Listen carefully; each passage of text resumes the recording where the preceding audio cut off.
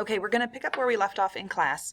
We were talking about Tom Sawyer and how he was a clever boy, and I showed you through evidence how you could make that claim. Tonight, for your first ever flipped classroom assignment, you need to get out a sheet of paper and take some notes on Sojourner Truth and what we're doing with the rest of this PowerPoint, and then you're going to read a small speech by Sojourner Truth called I Ain't a Woman, and then tomorrow we're going to come in and we're going to be ready to create claims in pairs and groups based on the reading that you did tonight. So, Sojourner Truth, you're going to be practicing the skill of making evidence-based claims that are based on words, sentences, and ideas by closely analyzing the text that you're reading. What's in it for you?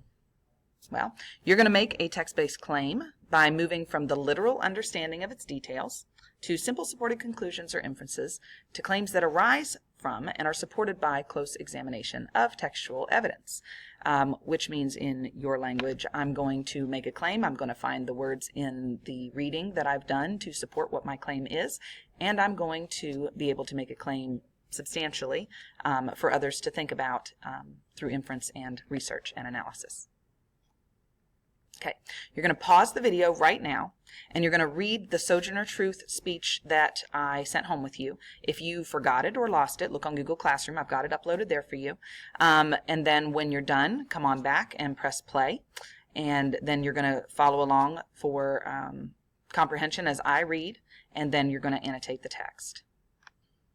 Okay, the reason that I had you read it by yourself first is because that builds fluency, and it will help you comprehend it better when you hear it read aloud, which is also building fluency and comprehension.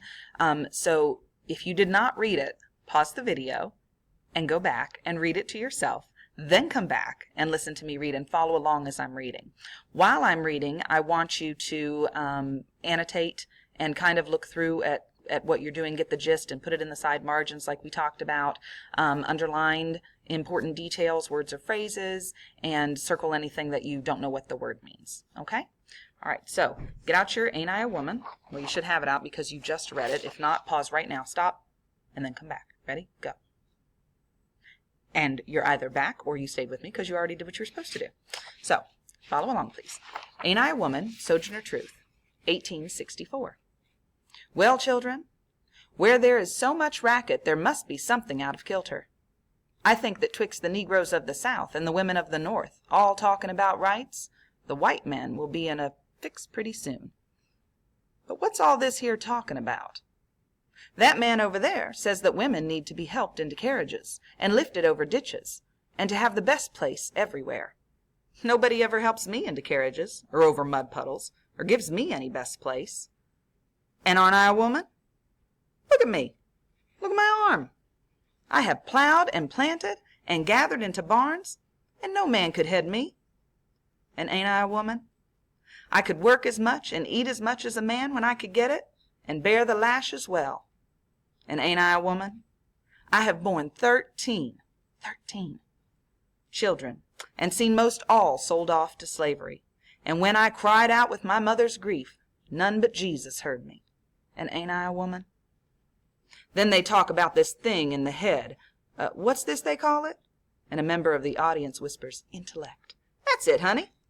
What's that got to do with women's rights or Negroes' rights? If my cup won't hold but a pint, and yours holds a quart, wouldn't you be mean not to let me have my little half measure full? Then that little man in black there, he says women can't have as much rights as men, 'cause Christ wasn't a woman. Where did your Christ come from? Where did your Christ come from? From God and a woman. Man had nothing to do with him.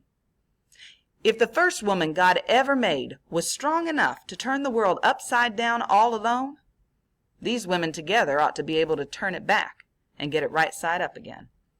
And now they's asking to do it. The men better let 'em. Obliged to you for hearing me, and now old Sojourner ain't got nothing more to say. Now, go back through, pause the video before you move on to the next slide.